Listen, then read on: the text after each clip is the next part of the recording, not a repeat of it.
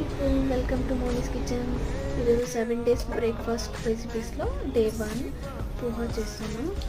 ఎలా చేద్దామో చూద్దాం. ఫస్ట్ ముందుగా కడాయి పెట్టి ఆయిల్ వేసుకొని కొద్దిగా ఆవాలు, తర్వాత శనగకాయ పప్పులు కూడా వేసి అందులో శనగకాయలు కూడా వేసుకొని బాగా ఫ్రై చేసుకోవాలి. బాగా ఫ్రై అయ్యాక ఇలా పచ్చిమిర్చి వేసుకోవాలి. తర్వాత ఆనియన్స్ కూడా వీటిని బాగా వేగే వరకు ఫ్రై చేసుకోవాలి. తర్వాత కరివేపాకు కూడా యాడ్ చేసుకోవాలి. ఇది బాగా ఫ్రై అయిన తర్వాత కొద్దిగా పసుపు పొడి వేసుకొని దాని తర్వాత కొద్దిగా సాల్ట్ యాడ్ చేసుకోవాలి. తర్వాత టమాటా అనేది ఆప్షనల్, మీకు నచ్చితే వేసుకోవచ్చు. ఒక టమాటో వేసుకున్నాను నేను. తర్వాత పోహా వేసుకున్నాను.